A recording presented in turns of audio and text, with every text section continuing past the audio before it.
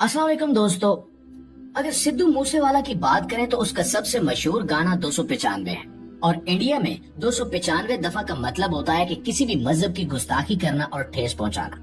लेकिन सवाल ये है कि रजब भट्ट ने ऐसा क्या कर दिया कि लोग सड़कों पर निकल आए, थाने के बाहर खड़े हैं और रजब भट्ट के खिलाफ जुलूस निकाल रहे हैं। आज की वीडियो में हम इन्हीं तमाम राजों से पर्दा उठाएंगे, लेकिन वीडियो शुरू करने से पहले आपसे गुजारिश है कि इस वीडियो को आखिर तक जरूर देखिएगा।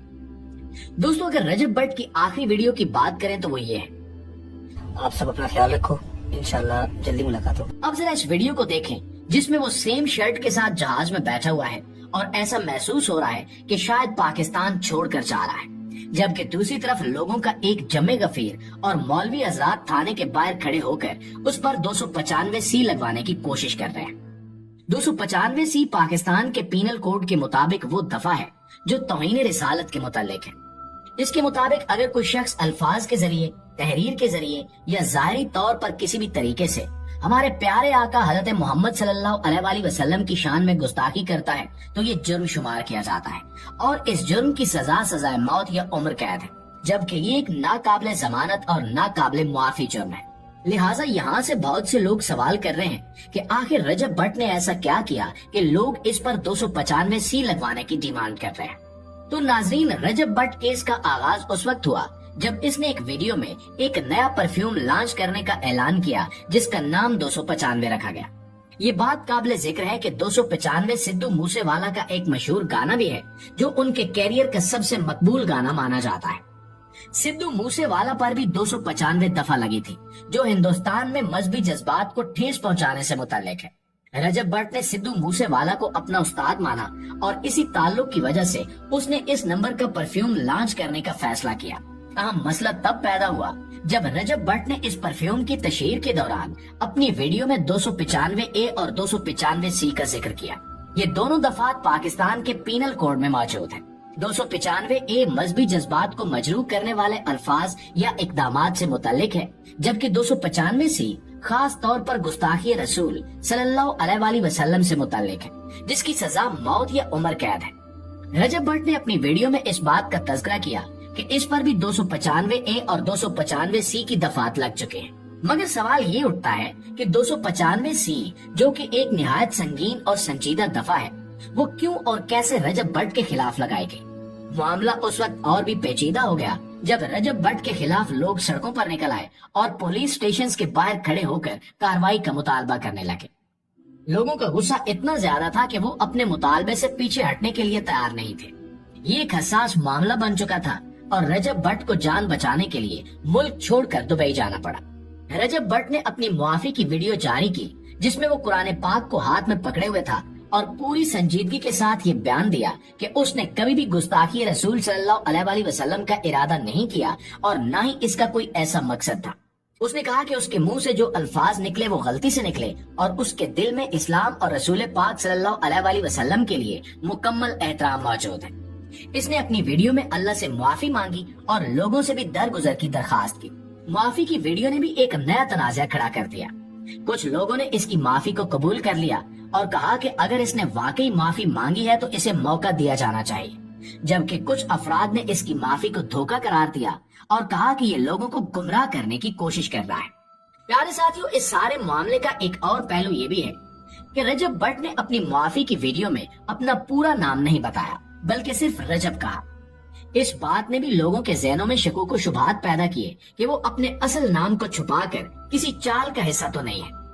ये सवाल भी किया जा रहा है कि अगर वो वाकई मासूम है तो इसे अपना पूरा नाम बताने में क्या मसला है। ये भी कहा जाता है कि कुछ हल्के रजब भट्ट के खिलाफ नफरत अंगेज मुहिम चला रहे हैं ताकि इसकी शोहरत को नुकसान पहुंचाया जाए। खास तौर पर सोशल मीडिया पर मुख्तलिफ अफवाहें फैलाई जा रही हैं जिनका मकसद लोगों को भड़काना और रजब भट्ट को निशाना बनाना है। रजब भट्ट केस का मसला हकीकत में एक पेचीदा सूरत हाल इख्तियार कर चुका है, लेकिन दोस्तों आपको ये भी बताते चले कि रजब भट्ट केस के दौरान एक और अहम पहलू सामने आया जो कि मान डोगर की मुआफी और ईसाइयत की तौहीन से मुतल्लिक था। ये सारा मामला उस वक्त शुरू हुआ जब मान डोगर ने एक मजाक किया जो कि ईसाई कम्युनिटी के लोगों को शदीद तौर पर नापसंद आया और उन्होंने इसे अपने मजहबी जज्बात की तौहीन समझा। इस वाक़े के बाद ईसाई कम्युनिटी की जानिब से 295 ए के तहत शिकायत दर्ज की गई, जो कि मजहबी जज्बात को मजरूह करने से मुताल्लिक है। जब ये मामला मीडिया और सोशल मीडिया पर सामने आया तो मान डोगर ने फौरन अवाम के सामने आकर माफी मांग ली। उसने अपनी वीडियो में एतराफ किया कि उससे गलती हुई है और इसका मकसद किसी की दिल आजारी या मजहब की तौहीन नहीं था। साथ ही रजब भट्ट ने भी ईसाई कम्युनिटी से माफी मांगी ताकि सूरत हाल को संभाला जा सके। मान डोगर की माफी ने कुछ लोगों को मुतमईन किया, जबकि कुछ लोगों ने इसे नापसंदीदा करार दिया और कहा कि ऐसे मसाइल को संजीदगी से हल किया जाना चाहिए। बहुत से लोगों का मानना था कि मान डोगर ने जो माफी मांगी वो महज लोगों का गुस्सा कम करने के लिए थी, न कि सच्ची नदामत की अलामत थी। इसके अलावा कुछ लोगों का ये भी कहना था कि अगर मान डोगर ने जानबूझकर मजाक नहीं किया था तो फिर इसके माफी मांगने का कोई खास मकसद नहीं था। प्यारे साथियों, इस सारी सूरत हाल में एक और बात काबिल गौर है कि रजब भट्ट और मान डोगर दोनों ने 295 ए के तहत माफी मांगी, मगर असल बहस का मरकज 295 सी है, जो कि तौहीन रिसालत के जमरे में आता है। मान डोगर ने अपनी माफी में वाज़ेह किया कि उसने तौहीन रिसालत नहीं की, बल्कि एक बेजरर मजाक किया था, जो कि नादानिस्ता तौर पर ईसाई कम्युनिटी के लोगों को तकलीफ पहुंचा गया। रजब भट्ट केस और मान डोगर की माफी का पूरा मामला दरअसल आज के दौर में सोशल मीडिया और शोहरत के बढ़ते रुझान का एक अक्कास है। इस केस ने हमें ये दिखाया कि किस तरह एक मशहूर शख्सियत की एक वीडियो या बयान पूरे मुआशरे में बहस मुबाहिसे का मौजू बन सकता है। इस सारे मामले में सबसे बड़ा मसला ये है कि आजकल की नस्ल अपनी शोहरत और फॉलोअर्स बढ़ाने के लिए गैर जरूरी मुतनाज़े बातें करने से भी गुरेज नहीं करती, चाहे वो मजहबी जज्बात हो या किसी और मौजू पर हसास मामला।